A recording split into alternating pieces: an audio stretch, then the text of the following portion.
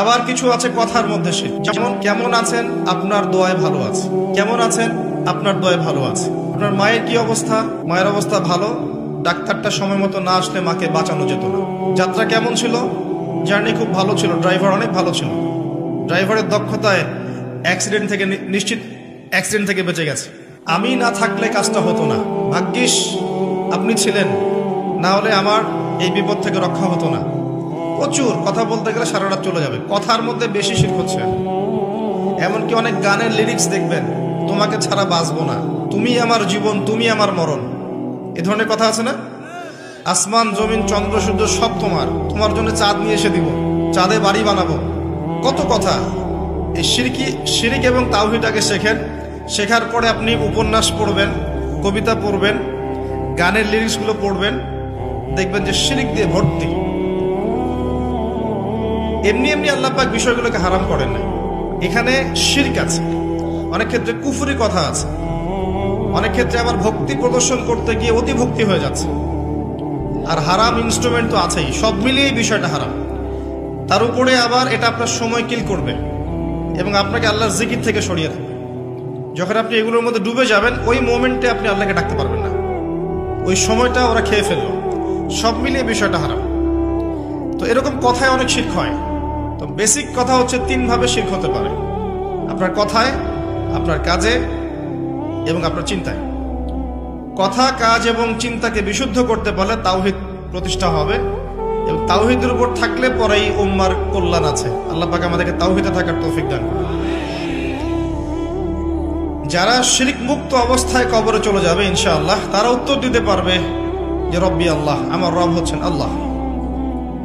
যখন দ্বিতীয় প্রশ্ন করা হবে মা দীনুক, দুনিয়াতে যারা দিন ইসলামকে ঠাট্টার ছলে গ্রহণ করেছে, হাসি তামাশার মতো, ইসলামের কিছু অংশ ভালো লাগে গ্রহণ করেছে, কিছু অংশ ভালো লাগে না গ্রহণ করে নাই, যতটুকু করলে কোনো সমস্যা হয় না করে, যেটা করলে সমস্যা হয় করবে না, ইসলামকে পরিপূর্ণ জীবন ব্যবস্থা রূপে বিশ্বাসই করে না, মনে করে ইসলাম এই যুগে চলে না, ওই যুগে চলতো, ইসলাম সেকেলে ব্যাকডেটেড, এখন আমরা আধুনিকতার সময় আছি ইত্যাদি, ইসলামের সব বিধান এখন আসলে প্রযোজ্য নয়, এগুলো আগে চলতো এখন হয়তো চলে না। যদি ইসলাম সম্পর্কে এমন ধারণা থাকে মানুষের, সে উত্তর দিতে পারবে না যে মা দীনুক, তোমার দিন কি। যারা পরিপূর্ণরূপে ইসলামকে গ্রহণ করেছে মননে, ইসলাম একমাত্র জীবন ব্যবস্থা যেটা আল্লাহর কাছে গ্রহণীয়, এবং এখানে প্রত্যেকটা বিষয়ের সমাধান আছে। হ্যাঁ, আমি হয়তো আমল করতে পারছি না বা বাস্তবায়ন করতে পারছি না, কিন্তু আছে ইসলামের মধ্যে, এই আকীদা ঠিক আছে। আমল আপনি করতে পারবেনও না। এখন যে যুগ চলছে, এই যুগে আপনি পরিপূর্ণ ইসলাম পালন করতে পারবেন না। বড় গলায় বলে আসলে লাভ নেই, খুব বড় গলায় বলে লাভ নাই যে আমরা সবাই পরিপূর্ণ মুসলিম। যদি এটাই সত্য হতো তাহলে আমাদের আজকে অবস্থা হতো না। নাসুল্লাহ ফানাসিয়াহুম, তারা আল্লাহকে ভুলে গেছে, আল্লাহ তাদেরকে ভুলে গেছে। অনেক আয়াত আছে, আমি আস্তে আস্তে ওইদিকে যাব। আজকে আমাদের যে অবস্থা পুরো বৈশ্বিক প্রেক্ষাপটে, এর পিছনে আমরা দায়ী। মূলত আমরা ছাড়া দ্বিতীয় কেউ দায়ী নয়। শত্রু, ইসলামের শত্রু যারা, তারা তো শত্রুতা করবেই, তাদেরকে দোষ দেওয়ার তো দরকার নাই। যে আপনার শত্রু, সে শত্রুতা করবে, সিম্পল। আমরা আমাদের কাজের কারণে যখন ওদেরকে সুযোগ করে দিয়েছি, তখন আমরা সবচেয়ে বড় অপরাধী। আলাইকুম আনফুসাকুম, আল্লাহ পাক বলেছেন, তোমরা নিজেরা নিজের নফসের আগে খবর নাও, নিজের নফসকে ঠিক করো। লা ইয়াদুররুকুম মান দাল্লা, যারা পথভ্রষ্ট হয়ে যাবে, এদের পথভ্রষ্টতা তোমাদের কোনো ক্ষতি করবে না। ইন ইহতাদাইতুম, যদি তোমরা হেদায়েতের উপর থাকো, যদি তোমরা পরিপূর্ণ হেদায়েতের উপর থাকো, তাহলে যারা পথভ্রষ্ট হয়ে যাচ্ছে বা গেছে, এদের পথভ্রষ্টতা তোমাদের কোনো ক্ষতি করবে না। ইলাল্লাহি মারজিউকুম জামিআন, তোমরা সবাই একসময় আল্লাহর কাছে ফিরে যাবে। ফায়ুনাব্বিউকুম বিমা কুনতুম তা'মালুন, আল্লাহ পাক জানিয়ে দেবেন তখন তোমরা কি করেছে। এই আয়াতের মধ্যে সব কারণ এবং ওষুধ দেয়া আছে, সিচুয়েশনের কারণ দেয়া আছে, যে আমরা নিজেদের ফিকির করা বাদ দিয়েছি, সবসময় অন্যের ফিকির করি, অন্যের সংস্কার, অন্যের ইসলাহ, অন্যের দোষ ধরা, অন্যকে উন্নতি, অগ্রগতি, প্রগতি, এগুলা চিন্তা করি, নিজের বেলায় খবর নাই। প্রথম কারণ আমাদের আত্মশুদ্ধি নাই। প্রথম মেজর কারণ আত্মশুদ্ধি নাই। আমি যে বলছি আমারও নাই।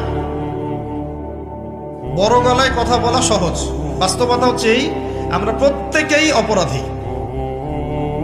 বক্তা, শ্রোতা, আলেম, জালেম যত মানুষ আছে আমাদের এখানে চারপাশে সবাই পাপী, সবাই অপরাধী, এবং প্রত্যেকেই যার যার দায়িত্ব অবহেলা করেছে। আলাইকুম আনফুসাকুম, তোমরা আগে নিজেদের নফস ঠিক করো। যারা পথভ্রষ্ট হয়ে গেছে ওদের পথভ্রষ্টতা তোমাদের কোনো ক্ষতি করবে না, আগে নিজে ঠিক হও। আমরা দেখবেন সবসময় মানুষের সংস্কারের চেষ্টা করি, মানুষের ভালো, মানুষের কল্যাণ, মানুষকে পথ দেখাতে চাই, নিজেই পথ পাই না। এটা বাস্তবতা। দেখবেন পৃথিবীতে মুসলিমদের যতগুলো কান্ট্রি আছে, যত সামরিক বাহিনী আছে, যত অস্ত্র আছে, যত সম্পদ আছে, যত জনবল আছে, এটা পৃথিবীর অন্য কোনো জাতির নাই, কোনো জাতির নাই। না ইহুদিদের, না খ্রিস্টানদের, না মুশরিকদের, কারো নাই। মরক্কো থেকে নিয়ে দেখবেন ইন্দোনেশিয়া পর্যন্ত পুরো চেইন, মনে হবে একটা চেইন রাষ্ট্র, সব মুসলিমদের, সবাই মুসলিম। মাঝখানে একটা রাষ্ট্র ইসরায়েল, ওই একটা রাষ্ট্রই সবকে ধুয়ে রেখেছে, ছেড়ে দিয়েছে।